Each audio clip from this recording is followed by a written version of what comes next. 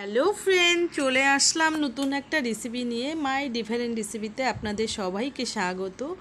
তো আজকে তৈরি করছি আমি ডাল তড়কা। তো ডিম দিয়ে করব, দুটো ডিম দিয়ে ডাল তড়কাটা করে নেব। তো প্লিজ রেসিপিটা আপনারা পুরো দেখবেন। নতুন যারা ভিডিও দেখছেন তারা একটা লাইক সাবস্ক্রাইব করবেন, নিত্য নতুন ভিডিও দেখ। এখানে আমি সব কিছু ডাল দিয়ে মিক্স ডাল করে সিদ্ধ করে নিয়েছি প্রেসার কুকারে। আর এখানে দুটো ডিম মামলেট করে নিচ্ছি। মামলেটটা আমি একদম গুঁড়ো গুঁড়ো করে নেব। ডিম মামলেটটা হয়ে গেছে, হওয়ার পরে আমি গুঁড়ো গুঁড়ো করে নিচ্ছি, দেখতেই পাচ্ছেন। কড়াইয়ের মধ্যে 2 টেবিলের মতন তেল দেওয়ার পরে দিয়ে দিলাম একটা গোটা তেজপাতা, তারপরে দিয়ে দিচ্ছি শুকনো লঙ্কা, তারপরে দিয়ে দিচ্ছি আমি গোটা জিরা ফোড়ন দিয়ে তারপরে আমি এটাকে ভালো করে একটু নাড়াচাড়া করে পুড়ে যাওয়ার পরে দিয়ে দেবো আমি পেঁয়াজ, রসুন, আদা কুচি সব কিছু এর মধ্যে দিয়ে দিলাম। তো দেওয়ার পরে এটাকে ভেজে নিচ্ছি। মশলাটাকে ভেজে নেওয়ার পরে আমি দিয়ে দিচ্ছি এখানে টমেটো কুচি রেখেছি, টমেটো কুচিটাও দিয়ে দেবো।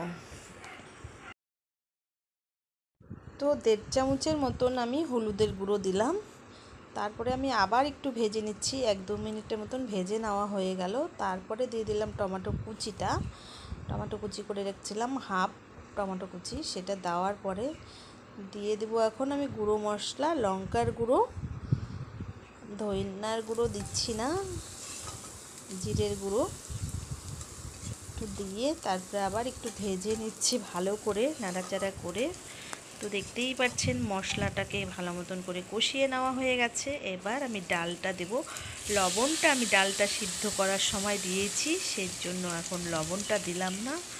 তো ডালটা আমি ভালো মতন করে ফোড়ন দিয়ে দিলাম।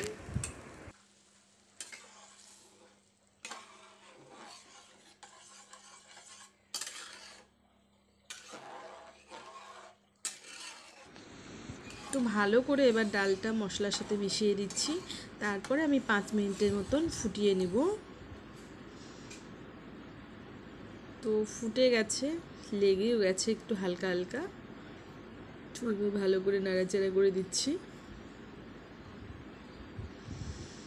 5 মিনিটের মতন ভালো করে ফুটিয়ে নিলাম। সিদ্ধ করে নেওয়ার পর আমি একটু জল ফুটিয়ে ডালটার মধ্যে দিয়েছি।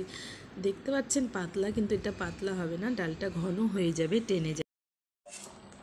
ডিম মামলেট করে রেখেছিলাম, ভুজিয়া করে নিয়েছি ডিমটাকে, তো সেটা আমি দিয়ে দিলাম, দিয়ে ভালো করে মিক্স করে দিচ্ছি।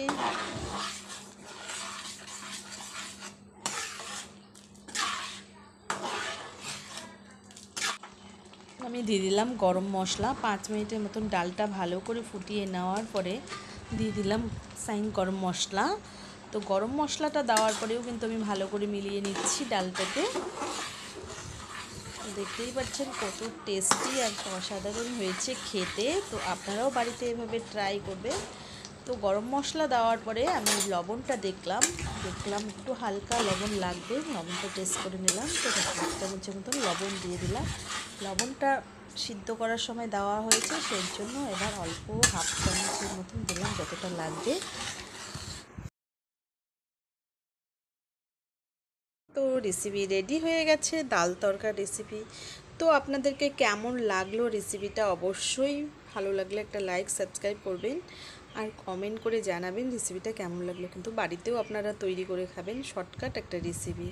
তো অবশ্যই ভালো লাগলে একটা লাইক সাবস্ক্রাইব করবেন। যারা নতুন ভিউয়ার্স আছেন, নতুন ভিডিওটা দেখছেন, প্লিজ একটা সাবস্ক্রাইব করবেন। যারা পুরনো তাদেরকে অনেক অনেক ধন্যবাদ।